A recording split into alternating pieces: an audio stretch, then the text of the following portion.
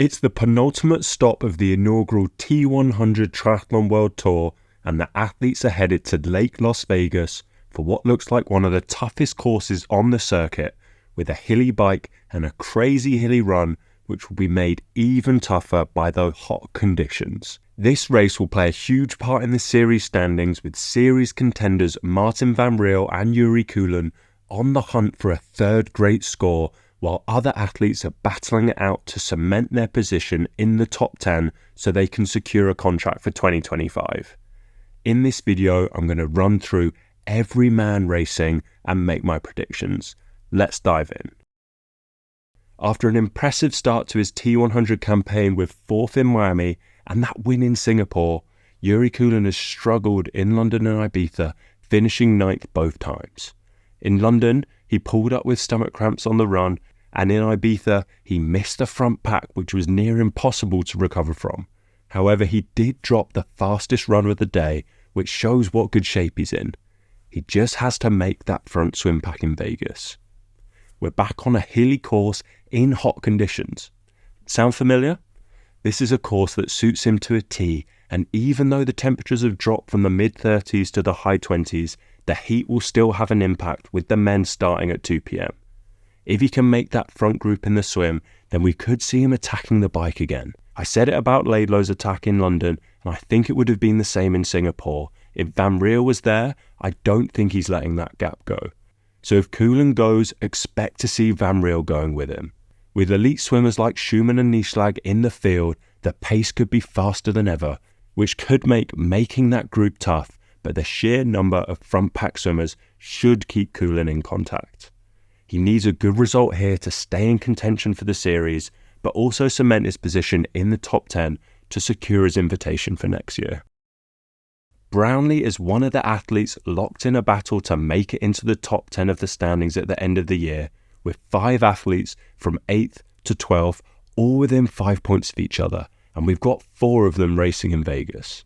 He's coming off his best ever finish at one of these races, and without that penalty, he could have been fighting for the podium. I've been having to hold myself back with getting carried away, predicting him for the win or the podium in every race, but this race could be the one. I think the course suits him, but it could be the conditions that are his downfall. We've seen him perform well in the heat before, but he's not an athlete that thrives in it. After that top 5 in Miami, I thought we'd see him featuring at the pointy end of every race, but he picked up that knock in Singapore and the puncher in London, so it's been a far from smooth year. He was solid all round in Ibiza, so expect to see him in that front swim pack as usual, and you can see he's happy sheltering a bit on the bike, which seems to be new this year. Can he finally get on a T100 podium? We'll have to wait and see, but it'll probably be his biggest result since maybe 2019 if he can. Josh Hamburger makes his 3rd wildcard of the year in Vegas. It's been a bit of a rough season so far, missing out on Kona, and with no podiums, it could be the first season since 2013 where he hasn't finished on a single podium. He was solid in Singapore with 10th, but struggled more in Ibiza with 16th. This course in Vegas looks like it could be one of the toughest courses on the circuit, with that hilly bike and run, and the hot conditions could play into Hamburger's favour. However, he is coming off IRONMAN Malaysia, where he rode with the leaders but was outrun by 20 minutes to finish in 6th. It's a tight turnaround and long travel to Vegas, so it'll be interesting to see if he makes it and what he's able to do on race day. You know he'll be in the front pack in the swim, but he's been losing too much time on the bike generally, let alone with the Ironman fatigue in his legs. Should wildcards be racing an Ironman the week before a T100 race? I'm sure there are lots of athletes who would jump at that opportunity. It's been a bit of a breakthrough season for Justin Reale, climbing from 128th in the PTO rankings to 59th. He's targeted the Ironman Pro Series, finishing in the top 10 of all of his 70.3s, including 4th at 70.3 Mont Tremblant. He's impressed with his swim-bike combination. He's generally swam front pack and is able to ride at the front of the race, even when caught by the likes of Sam Long and Lionel Sanders. I'm interested to see how he stacks up in the T100 field. He'll make that front pack in the swim, but the test will be if he can hang in that front group on the bike. The pressure will be on as soon as they exit the water, with Van Riel likely looking to push the pace, and Margirier could be the main aggressor if he comes out in that front pack. Riale's weakness at the moment is on the run. His best middle distance run this year was a 1:17 in Mont Tremblant, where he lost 3.5 minutes to the winner Lionel Sanders, and only had the 19th fastest split. This is where we could see him fall back through the field. 2 wins from 2 races in the T100 series for Van Riel. So far, he's lived up to the hype and proving he is the real deal. He was on the back foot in Ibiza after that missed turn. Laidlaw quickly moved back to the front and applied the pressure. Van Riel was keeping a watchful eye and moved up when Fred Funk let a bit of a gap go. Without that missed turn, I think Laidlaw and Van Riel may have been able to break away. With no Laidlaw in Vegas, I'm interested to see how aggressive Van Riel is. He's shown now that he can win on the run and in different ways too, attacking from over 3k out or in a sprint finish. He said he likes to push the pace out of T1, so this could be the race that we see him split apart the field on the bike. He's currently 4th in the series and only 9 points off the lead with a race in hand. Another win here would put him in a commanding position, but with more points on offer at the grand final, it will always come down to that final race. The young German is coming off his first T100 podium in Ibiza. He's been trending upwards all year, 6th in Singapore, 5th in San Francisco, and now 3rd in Ibiza. When he came off the bike, I thought he'd be able to match Laidlaw on the run and battle for 2nd, but Laidlaw was seriously impressive and Newt had to settle for 3rd. I keep saying it, but it's very easy to forget he's only 24, and he's going to be in the mix again in Vegas.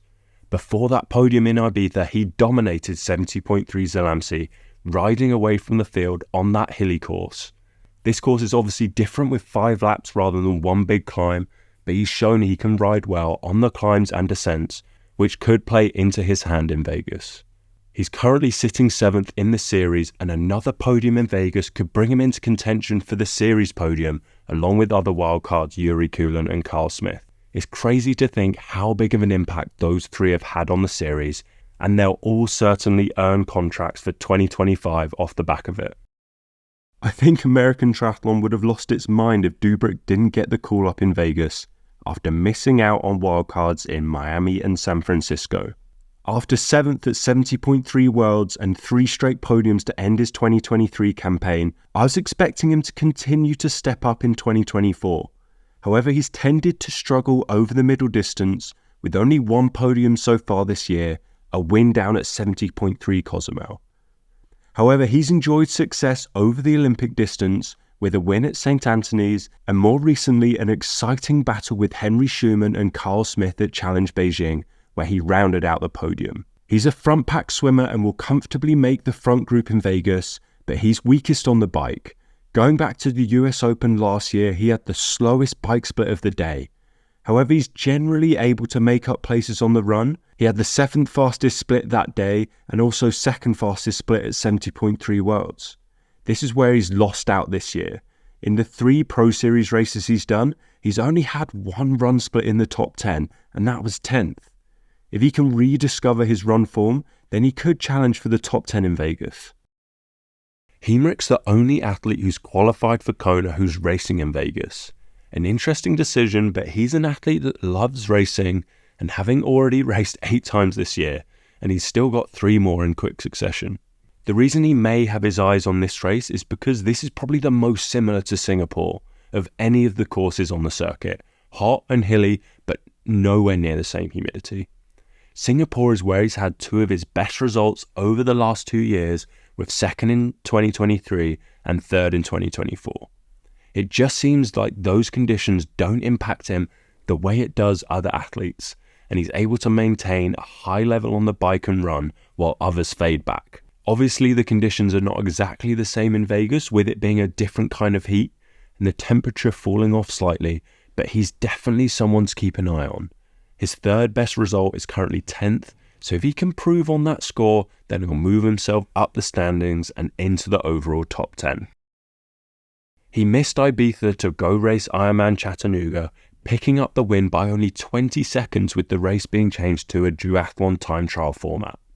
With only 3 weeks in between, will he have had enough time to recover and dial in on that T100 race pace? I've heard several athletes talk about 3 weeks being the perfect time gap to race back-to-back Ironmans, but we'll have to see if that holds for a step down in distance.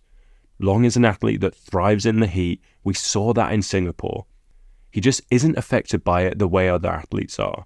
Coulon was completely done at the finish and Long was leaping over the line. Crazy. We've seen him ride really well on these courses. Think back to all his performances in St. George. With 5 laps, this could definitely be more intense, but the group dynamics will be working against him less with all that climbing.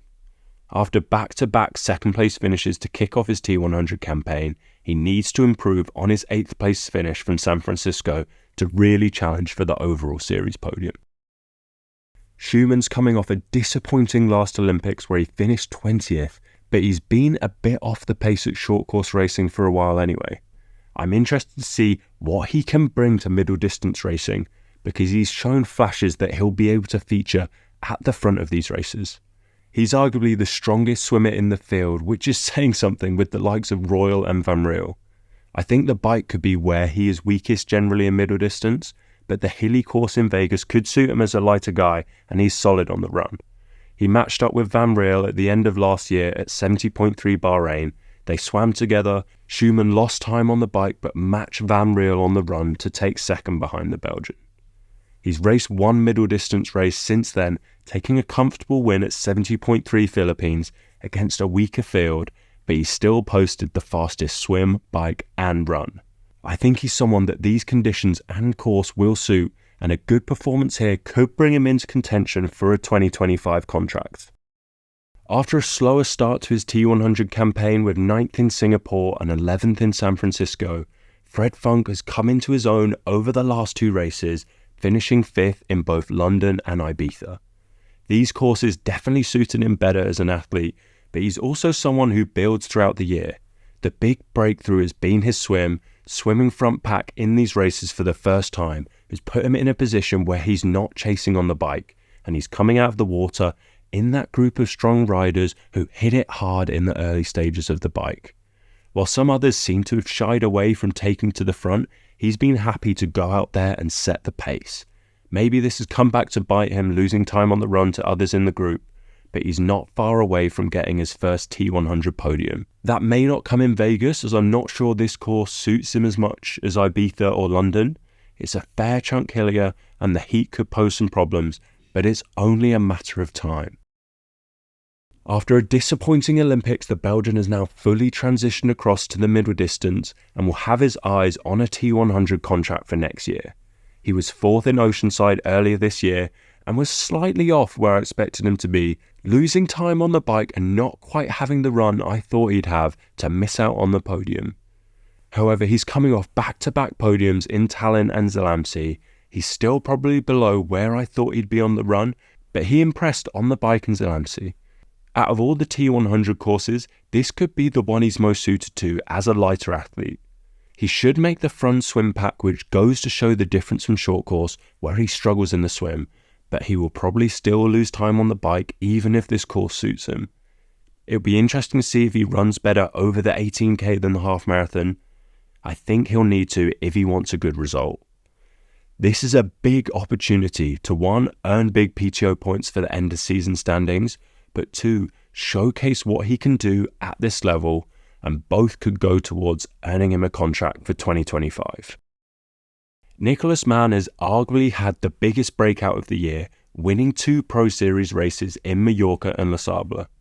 These are his only 2 finishes of the year, so a good result in Vegas will see him fly up the PTO rankings, where he's currently only ranked 140th. He's a strong all-rounder, perhaps weakest on the swim, but he could make the back of that big front pack. He was strong on the bike in Mallorca, which could translate well across to this course, and he won both of those Pro Series races on the run. We haven't seen him race since a DNF in Zalăuși, where he pulled out early on the bike after feeling dizzy, and he said his body just started to shut down. I was interested to see how him and Mika Nut matched up, but we'll get another opportunity here. With both of them just 24, and you can also throw in Rico Bogan, the strength and depth of the talent coming out of Germany at the moment is crazy. He's averaged over 90 PTO points from those 2 wins, so a good result in Vegas will put him in contention for a contract for 2025, whether it's through his ranking or as a potential hotshot. Sperl gets another call up to the T100 series coming fresh off his 8th place finish in Ibiza, a pretty dreamy debut for the German. He swam front pack and looked like he may be able to stay in the front group, but after a 15k he fell off the back with Laidlow drilling it at the front. He continued to ride solid and didn't lose any positions for the remainder of the ride, coming off the bike in 7th. He's predominantly a swim biker, so he's weakest on the run, but he only lost 1 position with Antonio Benito Lopez running through to 6th. Sperl just about held off a charging Yuri Kulin, who had the fastest run of the day, but fell 1 second short of 8th place. Sperl will look to repeat this performance in Vegas, and with no Laidlow, he may fancy his chances of sticking in that front group this time. We saw him ride really well in St. George earlier this year, which could translate across well. He currently sits 36th in the PTO rankings, with Ibiza being his best score so far, so another solid outing in Vegas could see him continue to climb the rankings. He returned to racing in Ibiza after missing London through injury, but was off the pace. It was the Frenchman's worst finish at a PTO race so far, coming home in 10th. He missed a front swim pack for the first time this year, and despite riding close to 400 watts for the first half hour, he wasn't able to close the deficit to that front group and continued to lose time. He made up a couple spots on the run with the 7th fastest split, but he was well out of contention. I don't think making the front pack will be as critical in Vegas given the nature of the course. Group dynamics will likely play less of an impact, but he'll still want to be in there. He's one of the most aggressive riders in the field, so with Laidlow absent, he could be the one looking to push the pace if he doesn't make that front swim pack. Otherwise, he'll be chasing again. He's currently 10th in the series standings, so he'll want to improve on that 10th from Ibiza to get himself comfortably in that top 10 of the series overall. With Carl Smith withdrawing, James Teagle got a last-minute call-up to make his T100 debut. He's coming off the back of 3 consecutive DNFs, most recently at Ironman Barcelona, where he pulled off the course with a hamstring issue. With only a couple weeks in between, we'll have to see if he can turn it around in time, but this is a big opportunity, and he's typically performed better over the middle distance. In 2023, he was second behind Sam Laidlow at Challenge London, and he had one of the best results of his career with 7th at 70.3 Worlds. He's been focused on the Ironman Pro Series this year with 6th in Mallorca, and he made his Ironman debut in Vitoria and again finished 6th, going 7:46 in his debut. However, as I've said, since then he's struggled to put races together with DNFs in Frankfurt, Zelamsi and Barcelona. A reminder that stepping up to compete in the Ironman Pro Series is no easy feat. He's shown he can compete with the best over the middle distance, so if he's recovered, then he could mix it up in the top 10. He showed some positive signs in London despite finishing last in the field. He swam with the front group and stuck in the pack on the bike, and then struggled on the run with the lack of running he'd been doing. With 2 months in between London and Ibiza, I was expecting him to come in looking better, on the run at least. He swam with the front pack as you'd expect, but he was dropped on the bike. The first time we've seen this in a while, and then he only made it 3 laps into the run before pulling out. He said before the race he was feeling fitter than London, but still hadn't done much running. With only a short turnaround between Ibiza and Vegas, I'm not sure we can expect much from him. We've seen him race well in the heat before, so expect to see him swim in the front group, and he may fancy his chances of staying in the front group on the bike with some of the main aggressors not there, but his run seems to be fairly non-existent at the moment. Nieschlag was someone I was really excited to see race in Ibiza last year when he received a wildcard, but he eventually withdrew through injury, and that has been a prominent factor since he switched his attention from short course to long course in 2023. He only finished 2 races last year, a win in 70.3 Lanzarote ahead of Matisse Margirier. That was the result that got him the wildcard to Ibiza, and then he finished 24th at 70.3 Worlds after a front pack swim and bike, but he just didn't have anything on the run. He struggled with niggles and illness again this year, only racing 3 times so far, picking up 2 podiums. and most recently finishing 5th at 70.3 Talon. He's a strong swim biker, and I think we could see him stick in the front group on the bike if he's riding well, but he just hasn't performed at the top level on the run recently. Those lingering niggles may just be holding him back from hitting the miles he needs to in training to compete with the best on the run at this level, but if he can turn it around, then he's a serious threat at these races. It's been a tough year on the T100 circuit for Royal. He's focused on the series, racing every race, with his best finish being 7th in Singapore and the other 3 being 10th or below, as well as a DNF in San Francisco. 7th is actually his best result at one of these races over the last 2 years, and he just hasn't been able to match that podium finish he had back at the Canadian Open in 2022. Currently 14th in the series and 30th in the PTO rankings, he's in desperate need of a good result in Vegas if he wants to earn a contract for 2025. He's consistently near the front of the swim, but he just hasn't had the power on the bike to follow the lead group. And with more and more of the stronger riders making that front pack, the pace is on hard as soon as they hit the bike, and Royal tends to get dropped. He's tended to have his best performances recently in Singapore, and this course is probably the closest to that of any of the courses, especially with the heat, even if the humidity is a lot less. Could this be the race where we see him back in the top 5? Now, coming into the season, Jason West was one of my favourites for the series. He was coming off a year where he finished in the top 5 of all 3 PTO races, including podiums in Milwaukee and Singapore. He was trending upwards all year, and he looked like one of the only big names who would be focusing solely on the PTO series. His campaign got off to a slow start with 7th in Miami, getting blown away on the bike, but I would have been shocked if you told me at that point that that would be his best result of the season. Since then, he's finished 14th in Singapore, 17th in San Francisco, and 14th again in London. He missed Ibiza through injury and is still building back running, so we may not see him at his best in Vegas. His swim has been great all year, making the front pack in every race, but he just doesn't feature on the bike at all and has been losing too much time to remain competitive. He said the injury came on after London, but there could have been something lingering before that has been holding him back, because so far this year, it's been a pretty dramatic fall-off. I'm hoping we can see him back to his old self, hunting down athletes on the run. Coming to the predictions, and it's hard to look past Martin Van Riel taking another win, so I've got him in first.